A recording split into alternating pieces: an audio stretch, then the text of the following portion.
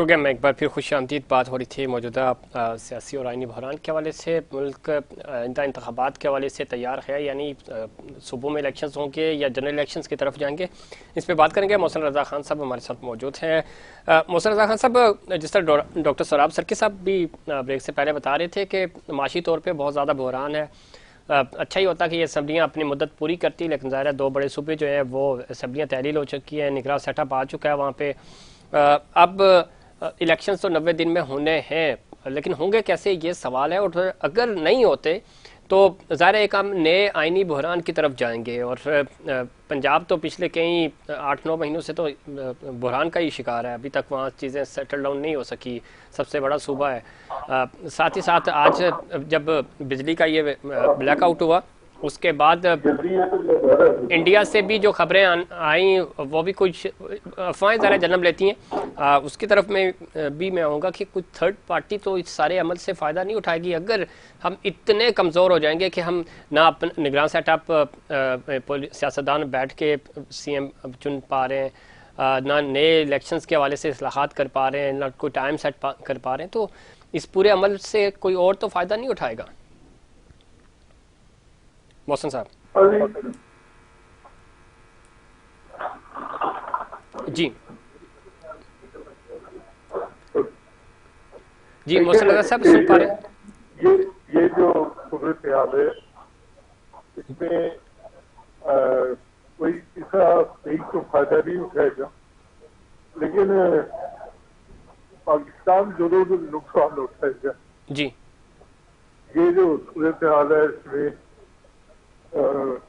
बदकिस्मती से ये जो हमारी सियासी जमातों का इत्तेफाक है, जी, जी, इसका असर जो है मुल्क की मईशत भी पड़ा है। मोहसिन साहब हम दोबारा आपकी तरफ आएंगे, आपकी ऑडियो हम तक सही तरह नहीं पहुंच पा रही।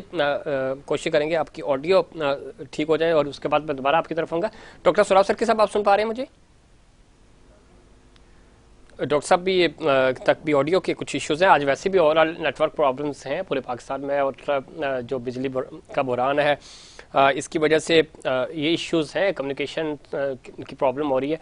और मुल्क इस वक्त सियासी तौर पे एक दलदल में फंसता जा रहा है। माशी तौर पे तो हम थे ही, लेकिन जिस तरह के फैसले आ रहे हैं और जिस तरह का सियासतदानों की तरफ से रवैया इख्तियार किया जा रहा है वो कोई काबिल तकलीद नहीं है और मायूस कुन हालात हैं। इस वक्त सियासी बुर्दबारी का मुजाहरा करना चाहिए। इस वक्त सब स्टेक होल्डर्स को मिलकर पाकिस्तान की सालमियत और पाकिस्तान को बचाना होगा, लेकिन उस तरफ जाने की कोशिश नहीं की जा रही है। और अपनी पार्टीज़ और को बचाने और अपनी मकबूलियत के लिए की जंग तो ज़रूर लड़ी जा रही है, लेकिन पाकिस्तान की बात करने को कोई तैयार नहीं है। और वसी तर मफाद में या जितवाई जो मफादात हैं उन चीज़ों की तरफ नहीं जाया जा रहा। मोहसिन रज़ा साहब, आपकी चूँकि ऑडियो हम तक सही नहीं पहुँच पा रही थी, अब मेरा सवाल आपसे ये था कि क्या इस पूरे बहरान से, जिस तरह सराब सरकी साहब भी फरमा रहे थे, और निगरान सेटअप अगर इलेक्शन नहीं करवा पाता 90 दिन के अंदर पंजाब और KP में, तो उसके बाद की सूरत हाल क्या होगी?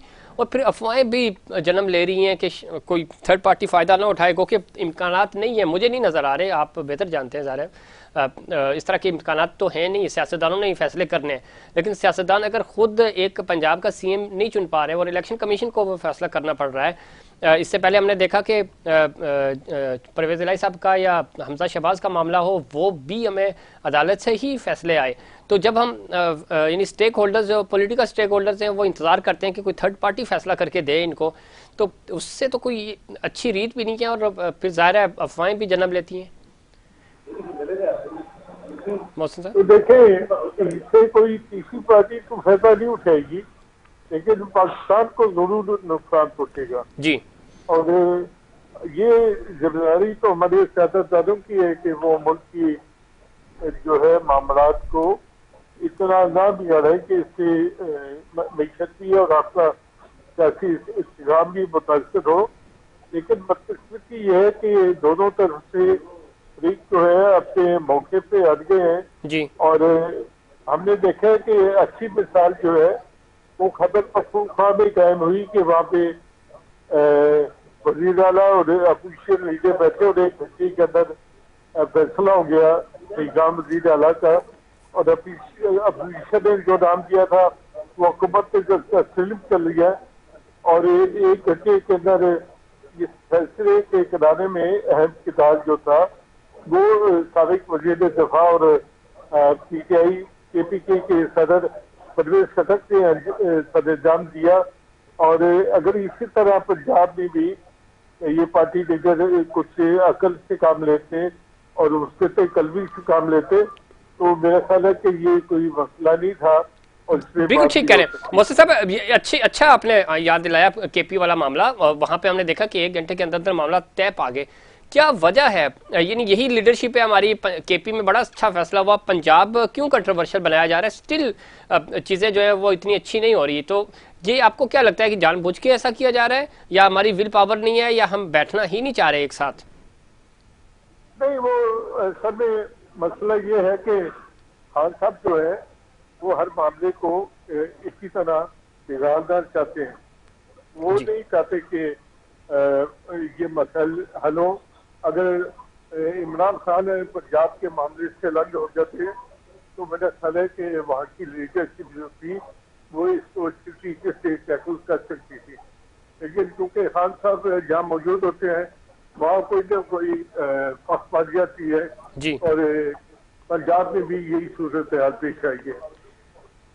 ठीक, बिल्कुल ठीक कह रहे हैं। पंजाब की भी ये सूरत हाल है कि सियासतदानों को थोड़ा सा मैच्योर होकर आगे बढ़ना होगा, और इस चीज़ जिस तरह केपी में हमें मिसाल मिलती है वही उस तरह की मिसालें हमें बाकी सूबों में भी कायम करनी होंगी। डॉक्टर सराब सरकी साहब, इस एक तो आज जो बिजली का बहरान बड़ा ब्लैकआउट हुआ, इसके ऊपर बड़ी बातें भी हुई। ज़ाहिर है चूँकि नेटवर्क के इश्यूज आ रहे हैं, अभी भी कम्युनिकेशन सही नहीं है, लाइट्स बहुत सारे एरियाज़ में अभी भी बहाल नहीं हो सकी, और मुल्क की सूरत हाल इस तरह की हो तो दुश्मन ममालिक तो ज़ाहिर है आप इस चीज़ का फ़ायदा उठाते हैं। हम संजीदगी के साथ कैसे इन मामलात को आगे ले जा सकते हैं, ताकि आगे इलेक्शंस तो होने हैं, चलो साल बाद भी हों इलेक्शंस तो होंगे, उससे पहले की तैयारी नहीं है। साल पहले तो हमने माजी में देखा कि इलेक्शंस मुहिम शुरू हो जाती हैं, लोग पॉलिटिकल पार्टी जो है वो और ख़ासतौर पे आप जैसे जो सियासतदान हैं वो अपने अपने हलकों में जाते हैं अपनी कैंपेन चलाने के लिए।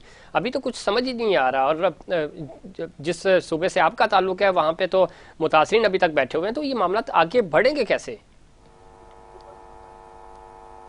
बात बिल्कुल आप सही फरमा रहे हैं। हालात जो है ना वो काफी इकोनॉमिकली भी, और ये सैलाब सिंध बलूचिस्तान जो है यहाँ की बहुत खराब सूरत हाल है। आप टर्न आउट देख ले, कराची का टर्न आउट आप देख ले, अभी जो बल्दियात के इलेक्शन हुए जी तो बिल्कुल कोई ऐसा माहौल नहीं है। अब यहाँ तो यही चल रहा है कि इलेक्शन हो रहा है। अगर ये आते असेंबली के अंदर बैठते, अभी देखें खुद ये परेशान है, और ये बार बार ये कह रहे हैं कि हम जा रहे हैं असेंबली में, और फिर जो है हमें लीडर ऑफ द अपोजिशन दें और हमें ये ओहदे दें, और फिर जो है वो लीडर ऑफ द अपोजिशन मिलकर दूसरे केयर टेकर सेटअप बनाएंगे। अब इस तरह की अगर आपकी है सोच, अगर आप इस तरह करते तो आप इस्तीफा भी नहीं देते। और पंजाब के अंदर भी यही हुआ है। मैंने आपको पहले भी गुजारिश की, थ्रू प्रॉपर चैनल सारा हुआ है, और उसके बाद आप जिद पे अड़े रहे। अगर वहीं पे किसी नाम पे अगर मुतफिक हो जाते तो ये इलेक्शन कमीशन तक बात ही नहीं जाती, और खुद इस तरह के प्रॉब्लम पैदा करके फिर, और ये ऑडियो वीडियो फिर आती है, फिर इस पे हम खेलेंगे। पहले आपने इतना बड़ा बयानिया बनाया कि ये सारा अमेरिका ने किया है, अब आप ये कह रहे हैं कि ये सारी साजिश इधर से हुई, पाकिस्तान से नाम भी ले रहे हैं शख्सियतों के, और उन्होंने कहा कि हमारी हुकूमत के पैसों से लोगों को हायर किया गया। अब वो बयानिया सही था या ये जो बात कर रहे हैं इस तरह की, तो बड़ी मतलब एक कंफ्यूजन वाली सूरत हाल है बहुत सा।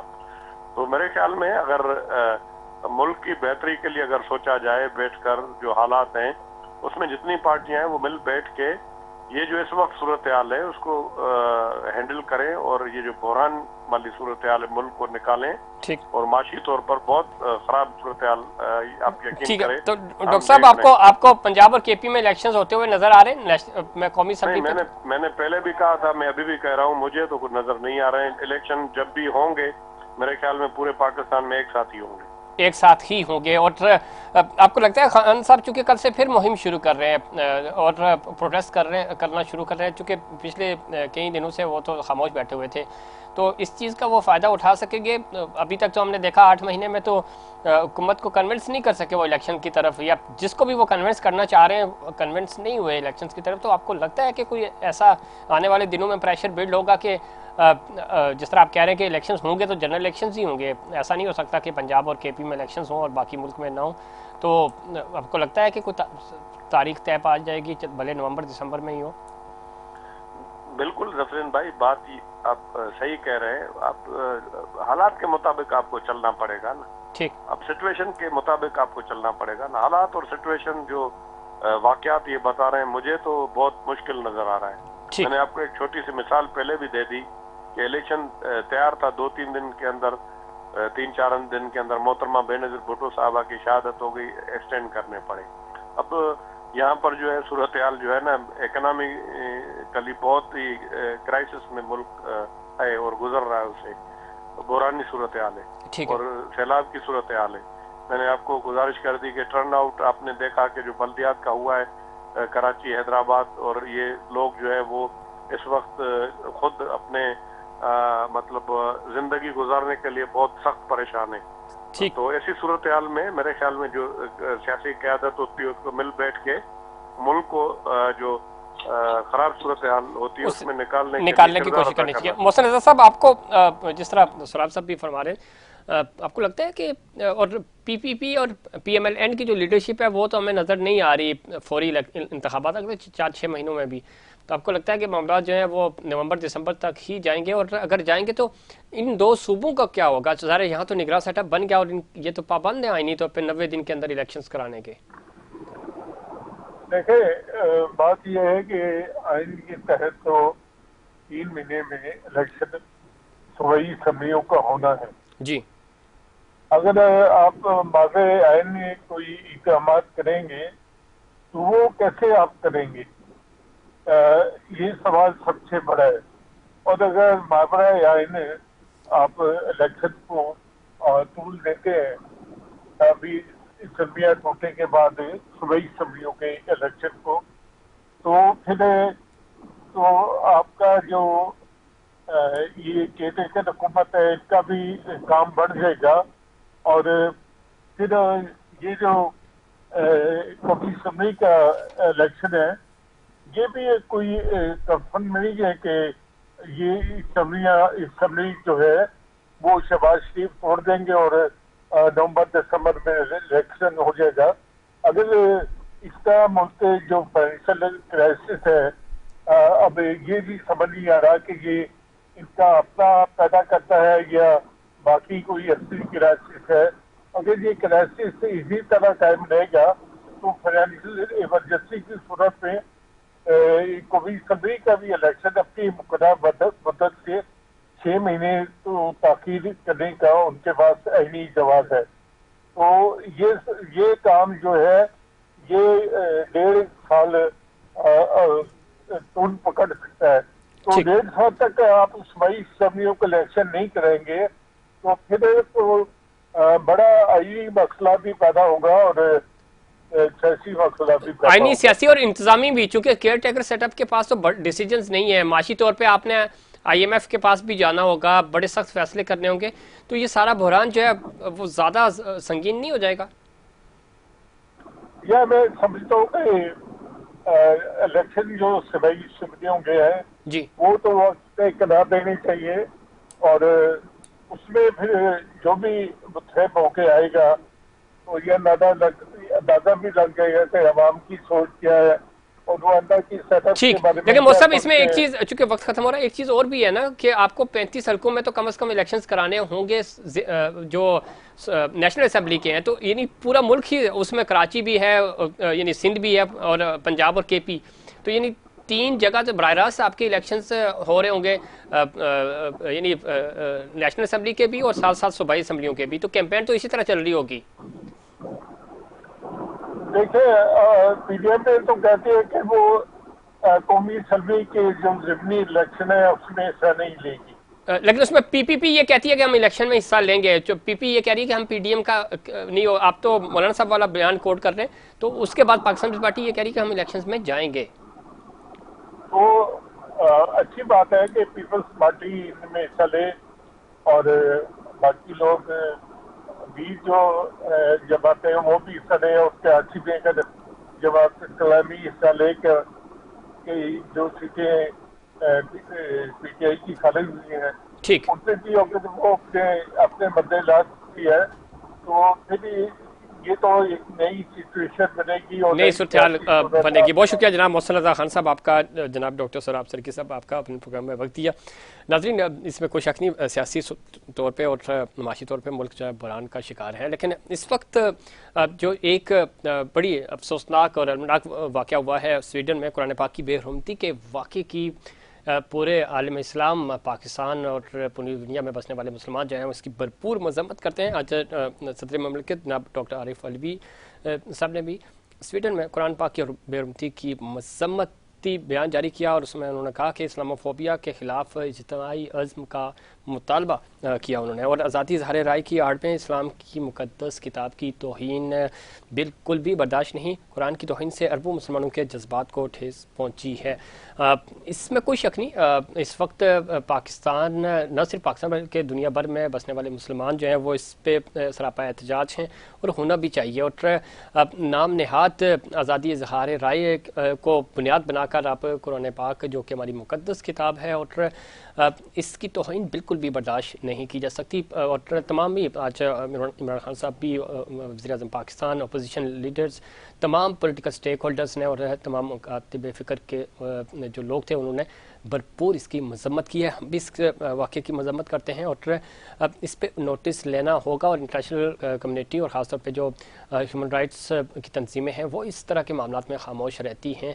क्यों वो खामोश हैं? और ये एक इस्लामोफोबिया के ख़िलाफ़ ज़ाहिर माजी में भी हमने देखा इस तरह के वाक़यात हुए हैं, लेकिन सख्त नोटिस लेना होगा ताकि किसी भी तरह किसी भी मुसलमान की और किसी भी इंसान की इस तरह के वाक़यात से ज़्यादा दिल दुखता है। और ना किसी के मज़हब, इस्लाम ज़ाहिर मज़हब पुरअमन मज़हब है और हमेशा दूसरों के मज़हब का भी एहतराम करता है और कभी किसी भी मज़हब की तौहीन नहीं करता एक मुसलमान। तो हम भी यही उम्मीद करते हैं कि आइंदा इस तरह का कोई वाक़या नहीं होगा। नाज़रीन, ये था हमारा आज का प्रोग्राम। उम्मीद करता हूँ दीगर प्रोग्राम्स की तरह आज का प्रोग्राम भी आपको पसंद आएगा। मुझे और इंसाइड पाकिस्तान की पूरी टीम को दीजिए इजाज़त। अल्लाह निगहबान।